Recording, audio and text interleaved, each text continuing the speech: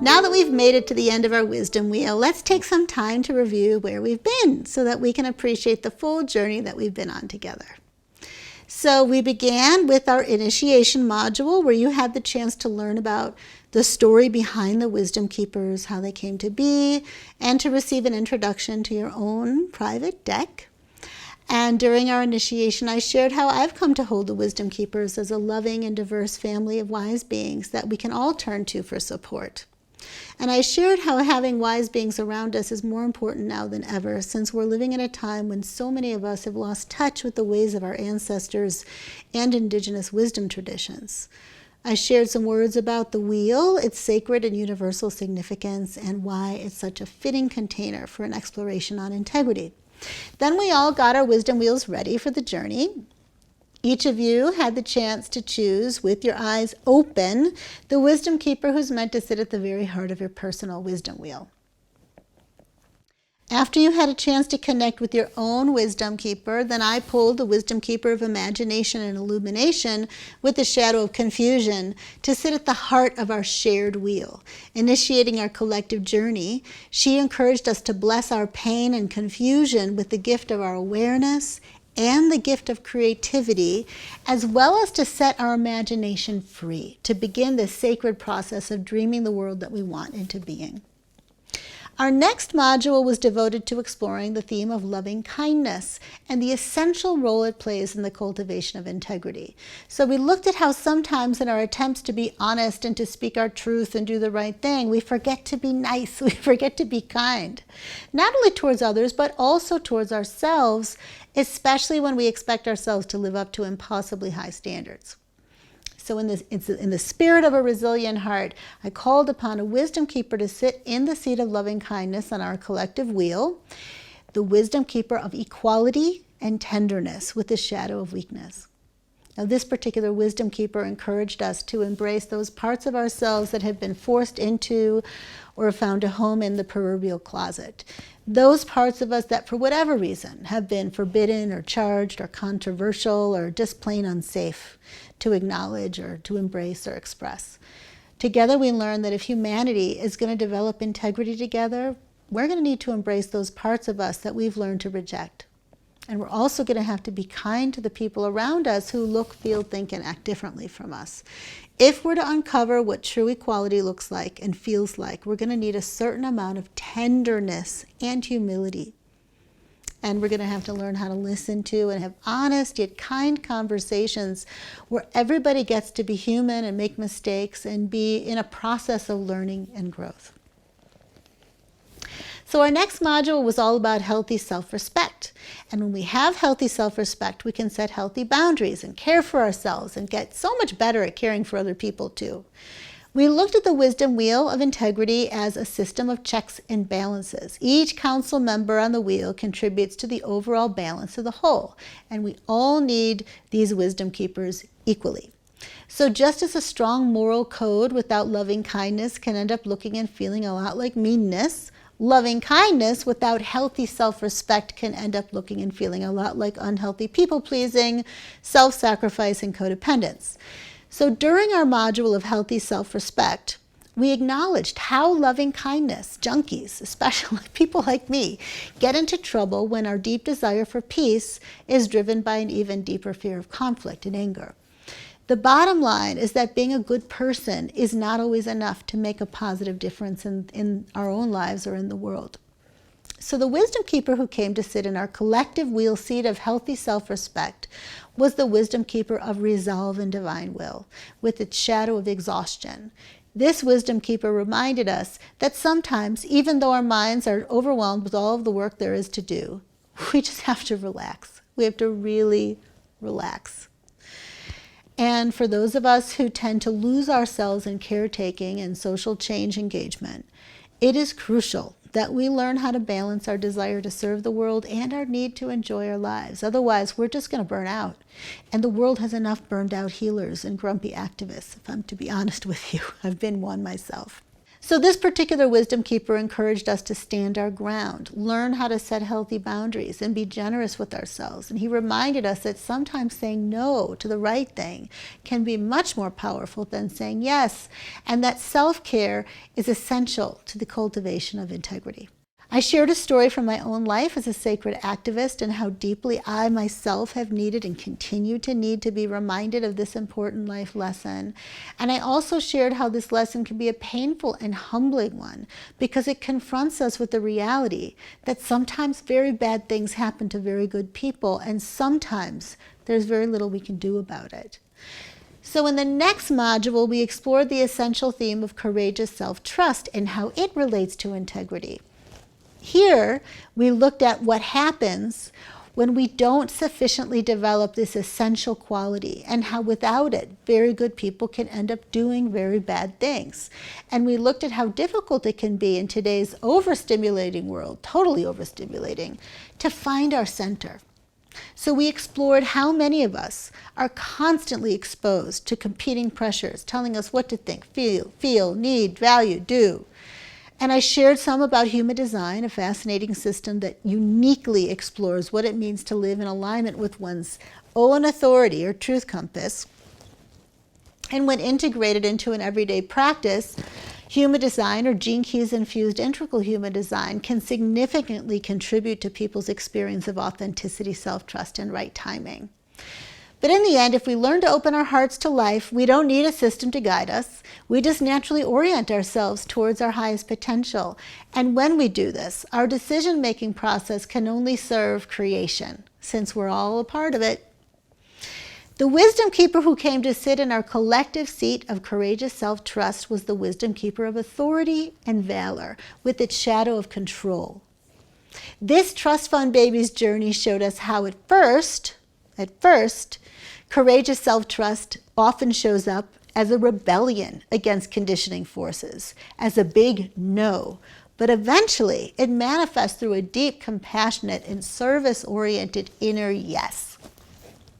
In this module, I shared about the Milgram experiment and what can happen when we haven't sufficiently worked our courageous self-trust muscles. This experiment shows how vulnerable we can become to manipulation and control, and how if we're not careful, we can end up doing things that go completely against our conscience simply because we don't have the courage or the inner stamina and resistance and strength to resist. I shared a good example of this, which is taking place at the southern border of the U.S. right now as I'm filming, where a new government policy is forcing asylum officers to do things that go completely against their conscience. And I shared about a man named Doug Stevens who stands out as an inspiring role model of courageous self-trust. Now these days we need as many brave, compassionate, and self-trusting role models as we can get. Every day we are provided with opportunities to stand for something or someone we care about and to live in alignment with our hearts and our conscience and our integrity. Now in our last module, we met the wisdom keeper meant to sit at our final seat in the wisdom wheel of integrity, the seat of reverent surrender. And just as healthy self-respect creates a sacred balance with loving kindness, the quality of reverent surrender comes to bring balance to courageous self-trust. We remember that if we're all too sure of what the world needs, if we never slow down enough to listen, honor, and surrender to what is, our courageous self-trust can end up looking a lot like arrogance towards life itself. Our intended service can become like energetic bullying. So reverent surrender is here to help us trust in the naturally unfolding intelligence of the universe and to surrender to a relaxed state of humility.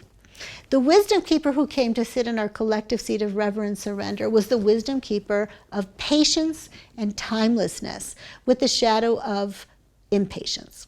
Now this wisdom keeper's journey took him from a place of stressful, hurried desire to get ahead as a business person to one of deep relaxation, trust, and the desire to be of service. And in our reflections, we turned our attention to the shadow of impatience in the context of service work. And we reminded ourselves that systemic change takes a lot of time, and that if we really aim to heal historical wounds and transform collective conditioning, we're going to need a lot of patience. That's for sure. And we're also going to need to cultivate the ability to notice and celebrate each little triumph, realizing that sometimes progress is difficult to see at first or downright messy.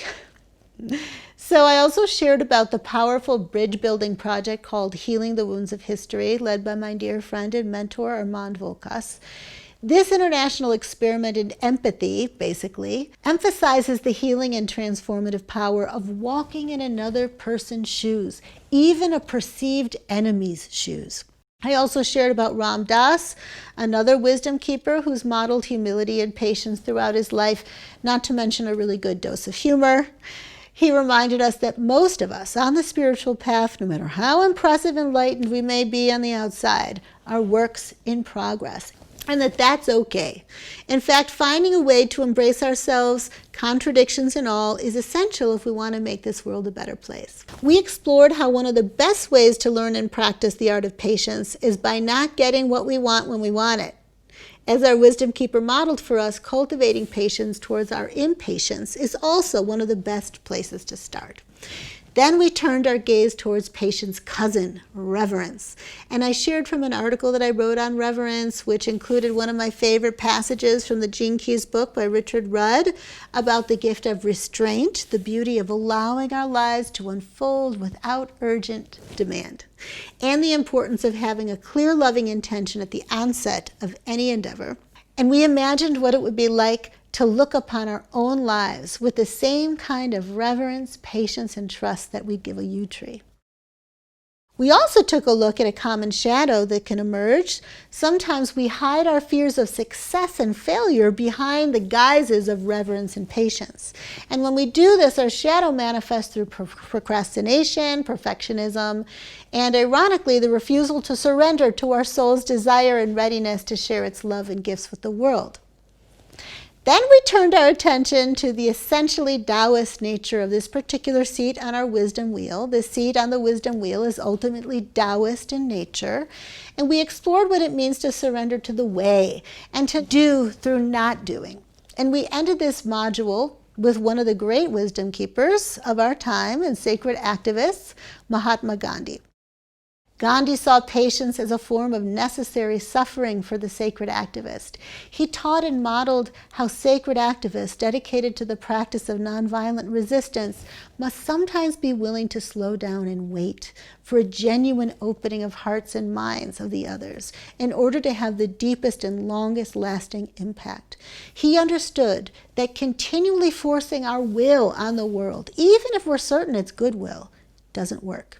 So we ended our last module with an invitation to think back upon our own life's journey, to honor how far we've come, as well as all that it took to get to be where we are today. Deep change takes time. And as our wisdom keepers have shown us, deep change also requires an ability to embrace paradox.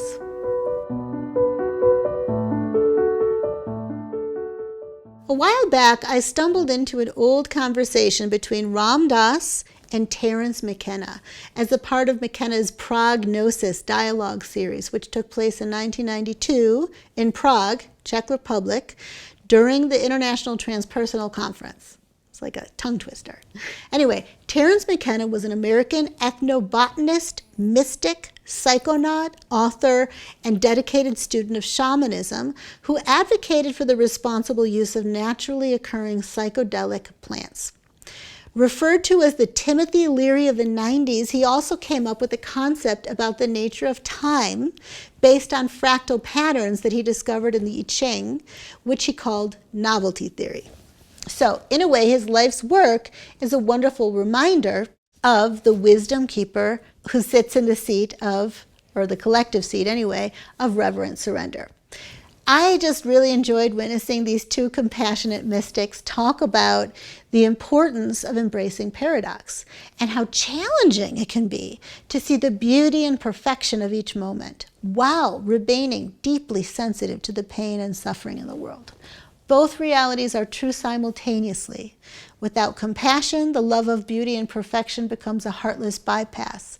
But without an ability to see and trust in the natural unfoldment of all that is, we can drive ourselves insane in an attempt to push the river of life upstream. As we look at our wisdom wheel, we see how integrity is all about balance. It's all about learning how to hold and work with paradox. We have so much darkness, and yet there's so much light. We have so much pain, and yet there are so many opportunities to practice compassion. We have free will, and yet we have no choice. We have our true nature, and yet we're always under the influence. We're genetic beings, and yet our genes are surprisingly responsive to our own thoughts and attitudes. We can choose to practice abundant self-care, and yet we live in environments that are abundantly full of pollutants, chemicals, and toxins, and that's beyond our control. We can get sick from drinking polluted water, breathing toxic air, and eating genetically enhanced foods, and yet near-death experiences often tell us that the true cause of illness is fear and stress, and that the frequency of love itself can heal even the most diseased bodies.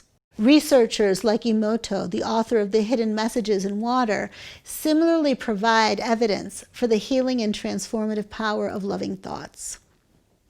So as we bring our time together to a close, I want you to think of your wisdom wheel as a gentle invitation to whirl like a divine dervish who isn't afraid to get a little dirty. Integrity, like life itself, is a dance. And when you're centered in your integrity, there's no part of the human dance floor that's off limits to you. Every corner, nook, and cranny of the space in which you find yourself becomes sacred. Now, the other day, I was in a car with a couple of lovely co-housing community members, and we were on the way to the Upaya Center, which is a meditation center in Santa Fe, New Mexico. And one of the women was talking about how alone she'd been feeling and how deeply she longed for more people in her life who shared her devotion to spirit and her desire to make our world a more loving place. And then she said something that I'd like to share with you now as we bring our experience together to a close. She said, "I'm always talking about how I want to live in integrity, but how can I do that if I'm all alone?"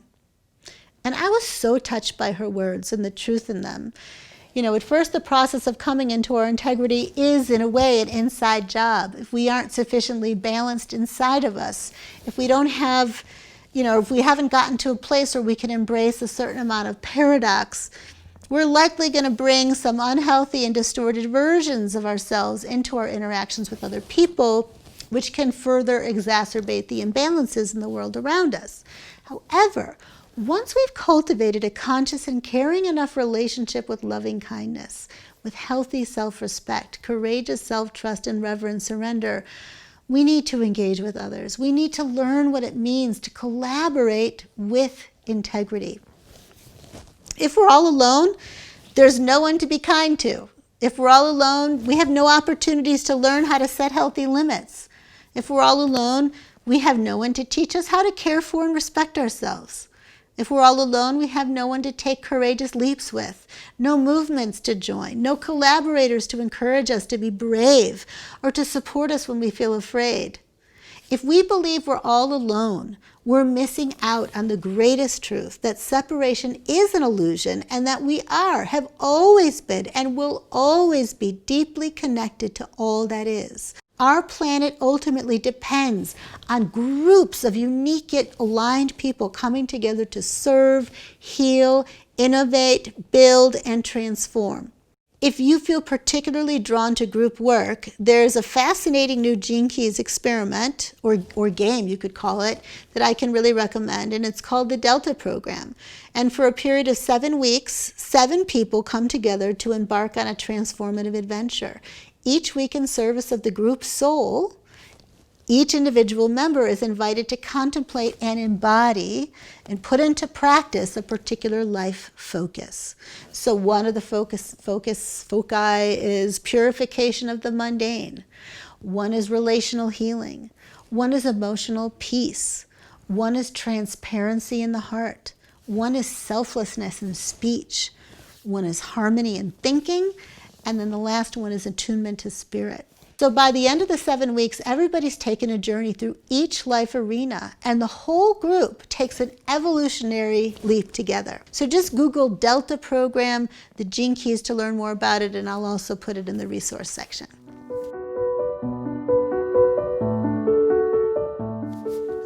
So as we bring our time together to a close, I would like to give us one more kind of obvious bonus wisdom keeper to take with us into our lives.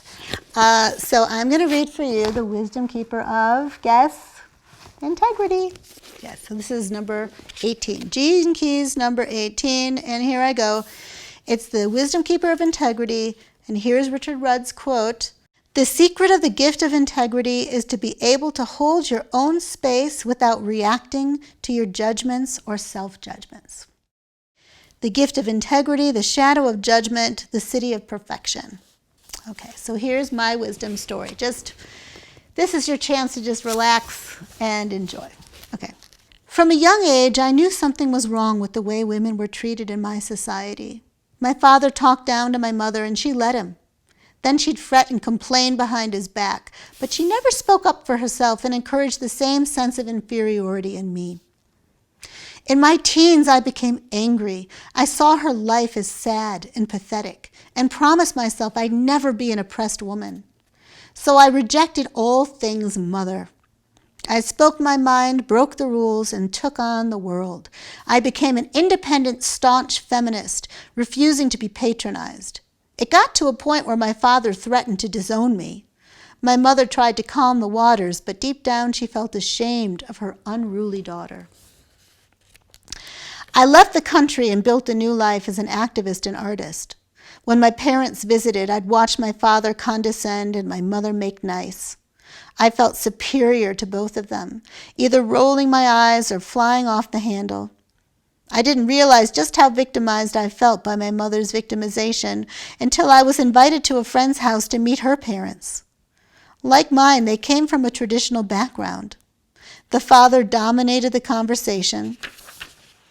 The mother nodded and smiled. But somehow my friend was able to enjoy them and herself. Her kindness and her acceptance of their limitations brought out the best in them. I began to judge myself for having judged my mother so harshly, and for not seeing how similar to my father I'd become. Despite all that we'd put her through, my mother kept treating us with respect and gentleness, never losing her temper. For the first time in my life, I saw the strength in her vulnerability. Though she could still benefit from standing up for herself, she had a capacity for compassion and compromise that I desperately needed. Thanks to her, I've devoted my life to helping people understand and work through their childhoods so that they can open their hearts and live with integrity. And now I will read my gift to you from the Wisdom Keeper of Integrity. I am here to help you complete your childhood. It takes courage to uncover the wounds from your past. As you release yourself from the messages and modeling that no longer serve you, you will be free to see and receive the gifts from your parents with a soft, compassionate heart. When you are truly in your integrity, it won't be possible to take the judgments of others personally or to identify as a victim of yourself or anyone. This is not a path to be walked alone, so reach out for support.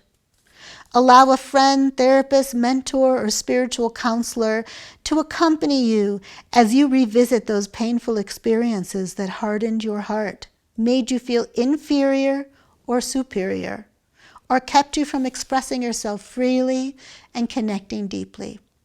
Over time, you will learn to judge not from the mind, but from the heart.